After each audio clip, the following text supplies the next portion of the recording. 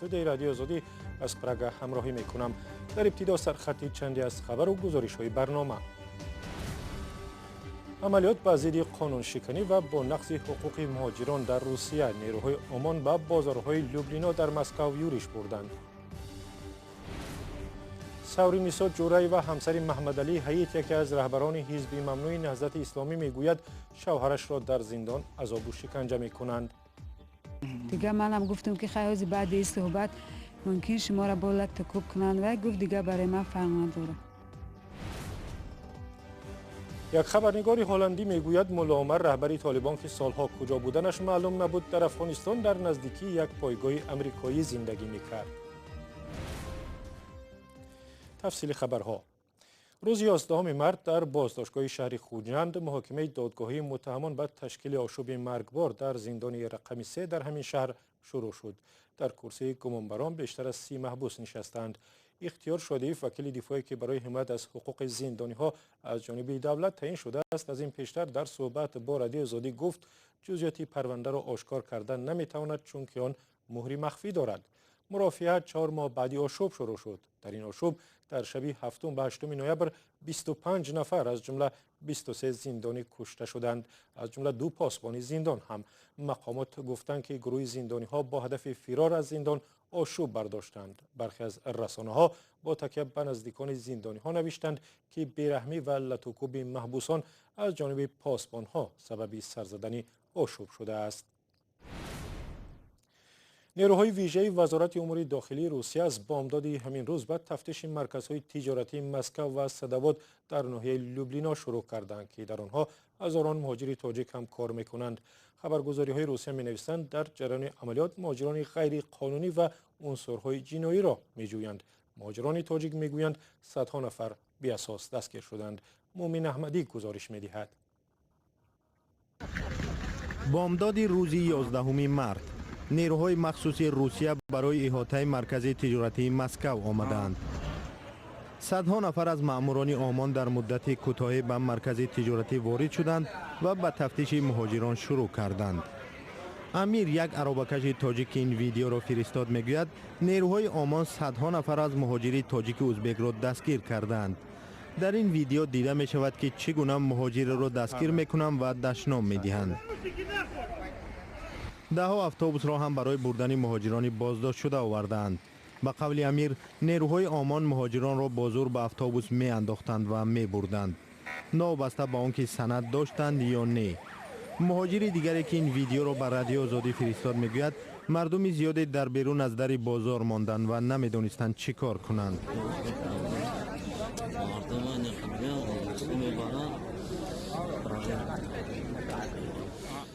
خبرگزاری‌های روسیه نوشتند که عملیات در مرکز تجارتی مسکو در ناحیه لیوبلینا را ماموران میلیسا برای پیشگیری از قانون شکنی انجام میدهند. عملیات در ارتباط با مناقشه روز 8 مارس در یک ناحیه نزدیک به لیوبلینا صورت میگیرد که در نتیجه آن 3 نفر جراحت برداشتند. مرکز تجارتی مسکو که با نام بازار لیوبلینا معروف است، جای کاری صدها نفر از مهاجران آسیای مرکزی به خصوص تاجیک و ازبک ها می باشد. مرکزی بزرگ تجارتی مسکو در ناحیه لوبلینا یکی از بازارهای جنجالی در مسکو است و در گذشته بارها شاهد مناقشه گروه‌های مخالف جنایی در روسیه شده است. اما در این بین عمدتاً مهاجران قانونی هم آسیب می‌بینند. ماه سپتامبر سال 2017 در این بازار یک جوان تاجیک را بیرحمانه لطوکوب کردند و این ماجرا سبب اعتراض ده‌ها مهاجر شد و با اخراج بعضی آنها از روسیه انجامید.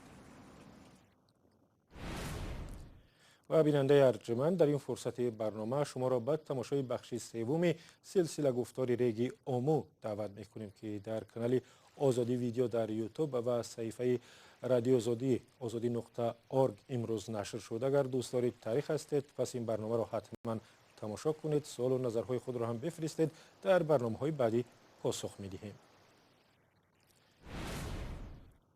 همسر محمد علی حییت، یکی از رهبران حزب ممنوع نهضت اسلامی، میگوید به دادستانی کل تاجیکستان و وزارت عدلیه درباره بدرفتاری پاسبانان زندان با شوهرش شکایت برده است. سوری نیسا جورایی و روز 11 مارس در صحبت با مولا رجب یوسفی، خبرنگار رادیو آزادی، عریضه شکایتیش را نشان داد و گفت آثار شکنجه را خودش در سر و روی شوهرش دیده است.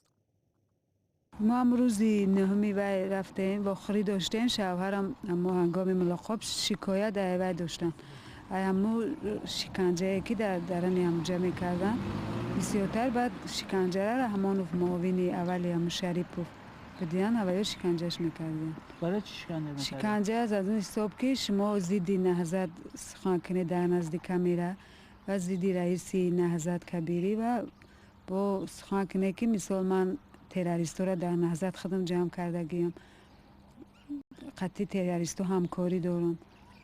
بعد هم وقتی که سخنها را که اینا وی نمیکردین و یا زیر شکنجه قرار میدادین. چه خیلی شکنجه ها میکردین؟ شکنجه لطکوب گفتم. امی لطکوب بعد ما از سری زخمی ویش در سرش بود، امی شرم، بعد پایان در گفت هسته امی بدنش ده. حالا شما با کجا مراجعت کردین؟ حاضر ما به پروکراتور گنرالی مراجعت کردیم و اوی سررئیس و مراجعت کردیم که همین چیزا ببینن. قبلا هم شوهرتون شکایت میکردن از شکنجه شدن؟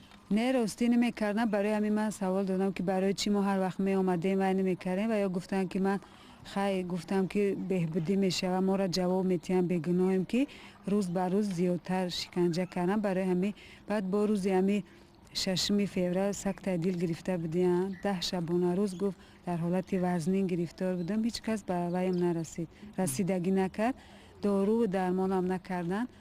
بعد برای همه بسیار عصباشان خراب شدین. آخه دیگه منم گفتم که خیلی بعد این صحبت ممکن شما را با لطکوب کنن و گفت دیگه برای من فرق نداره. چی درخواست کردن از شما؟ بعد ما درخواست کردن که همه چیزای من رسانوی کنه، به همه جا برسانه که من در همین حالت گرفتارم. رادیو آزادی بعد از ادعاهای سورینیسا جورای و بم منصور جان عمروف معاون رهبر اداره زندانها مراجعت کرد تا نظر او را درباره احتمال شکنجه شدن محمد علی حید پرسد. او گفت باور نمی کند که با این زندانی تاجیک بدرفتاری صورت گرفته باشد. اگه محبس است دیگه ایجا شرایط سخت، شرایط سوس ندارد. همه خط یخل است، همه در یک شرایط محبسی هستن. من از او شکنجه رو تمام باور نمیکنم. اساس داشته باشد گفتم کنم پروکراتور گنرالی است، مودم مراجعه کن رسمی برای همه شکنجه از اون نظام باشد. بزرگی وای عرضه نیستد. ما میبینیم یکم پرابلم من نیست. من شخصا خودم میسنجم. محمد علی حید معاون رئیس حزب نهضت اسلامی تاجیکستان را ماه اپریل سال 2016 همراه با دیگر اعضای ریاست حزب با گناه تروریسم و از جمله طرحریزی آشوب نافرجام به رهبری عبدالحلیم نظرزاده در ماه سپتامبر سال 2015 به زندان یک عمری محکوم کردند. خودش میگوید بیگناه است و اتهامات مقامات به ضد او بافته و ساختند. بینندگان عزیز، رقم مخصوص ما در وایبر و واتساپ همچنان در خدمت شما هست. اگر میخواهید خبر و عکس و نوار شما در برنامه خبری رادیو آزادی نشر شود پس با ما تماس بگیرید. شماره تلفن ما +420 724 056 681 +420 724 056 681. در صورت دریافت خبر، عکس و یا ویدیو ما با شما حتما تماس میگیریم. رو میاریم به مسائل بین المللی. حسن روحانی رئیس جمهوری ایران برای دیدار و گفتگو با مقامات بلندپای عراق و این کشور سفر کرد. این نخستین سفری روحانی به بغداد است و در زمان صورت میگیرد که امریکا بارها از دخالت ایران به امور عراق هشدار داده است. اسکندر خواجه میرزاده گزارش میدهد.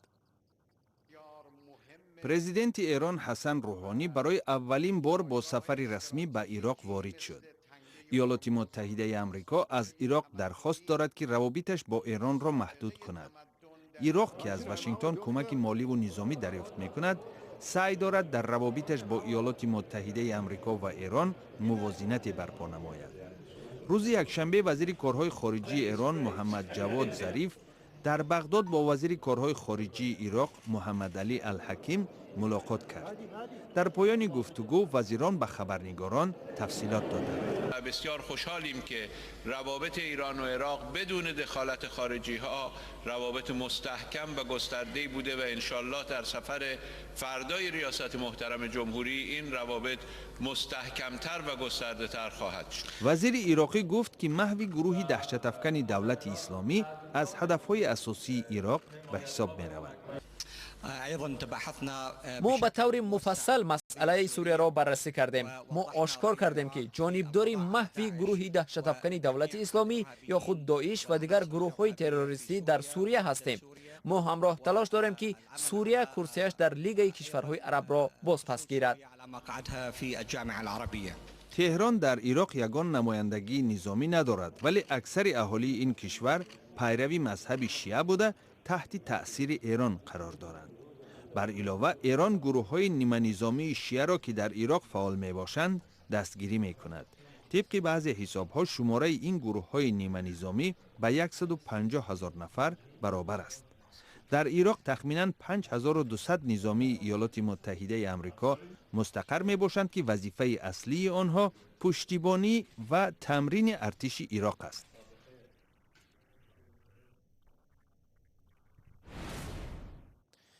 صحبت دیگری برنامه از یک کشوری همسایه با تاجیکستان است. یک خبرنگاری هلندی میگوید بعد از تقریباً 5 سال تحقیق و جستجو در افغانستان معلوم کرده است که ملا عمر رهبر طالبان در افغانستان بود و بعد از سقوط طالبان در سال 2001 به جای نرفته است. بدم در کتاب درباره ملا عمر و همراهانش نوشته است که رهبر این گروه افراطی در خود افغانستان و نه چندان دور از یک پایگاه نظامیان آمریکایی پنهانی زندگی می‌کرده است.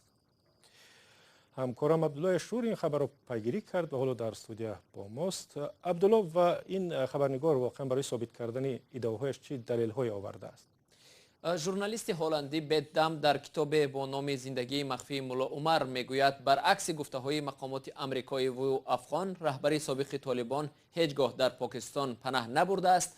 در این کتاب که ماه فوریه نشر شد، بدم نتیجه صحبت و تحقیقاتش را بر اساس مصاحبه ها با اعضای طالبان و زندگی نامه های آنها خلاصه کرده است. خلاصه های مؤلف با زبان انگلیسی از جانب مرکز تحلیلی زومیا نشر شد. طالبان از سال 1996 تا 2001 در افغانستان در سر قدرت بودند و بعدی ورودی نیروهای بین المللی با رهبری امریکا برکنار شدند. برای سری ملا عمر که به گروه القاعده پناهگاه داده بود، امریکا 10 میلیون دلار پاداش تعیین کرده بود. در تحقیقات خود بدم ادعا می‌کند که ملا عمر تا سال 2004 در مرکز ولایت زابل در شهر قلات زندگی می‌کرد. و عبدالله، در همین مکان امریکایی ها پایگاه نظامی داشتند و پناهگاه ملا عمر همگی چند کیلومتر دورتر از پایگاه قرار داشته است و در اینجا گفته می شود که در اوج جنگ ها در این پایگاه حدوداً 1000 نظامی از امریکا و دیگر کشورهای عضو ناتو در پایگاه مستقر بودند. و خودی درباره نقش ملا عمر در اداره گروه طالبان چی گفته می شود؟ آیا در این پناهگاه قادر بر رهبری عملیات های طالبان بوده است یا دستی کوتاهی داشته است؟ بله طاهر، به نوشته مؤلف ملا عمر از پنهانگاه‌هایش نمیتوانست رهبری عملیات طالبان را ادامه دهد، ولی تصمیم تأسیس قرارگاه طالبان در قطر محض از همین پناهگاه‌ها گرفته شده بود. قرارگاه طالبان در قطر فعلا مکان مذاکرات صلح آمریکا و طالبان می باشد که شرایط ختم جنگ 17 ساله در افغانستان را بررسی می کند. دم توانسته است با جبار عمری هم صحبت شود که وظیفه محافظی شخصی ملا عمر را در پنهانگاه‌هایش اجرا می کرد. عمری که فعلا در یکی از بازداشتگاه‌های خدمات اکتشافی افغانستان قرار دارد گفته است که ملا عمر 23 اپریل سال 2013 در نتیجه بیماری درگذشت، ولی سخنگوی حکومت افغانستان هارون چخانسوری این کتاب را رد کرد و توسط صحیفه خود در شبکه اجتماعی توییتر گفت که افغانستان شهادت انیق آن را دارد که ملا عمر در خاک پاکستان زندگی کرده و در همانجا گذشته است. طالبان مرگ ملا عمر را سال 2015 تصدیق کردند و قبل از این مقامات اکتشافی افغانستان گفتند که رهبری جنگیان در یک بیمارستان شهری کراچی پاکستان درگذشت. تشکر زیاد عبدالله برای صحبت. و اخبار بیشتر را میتوانید از وبسایت azadi.org بخوانید. خداحافظ.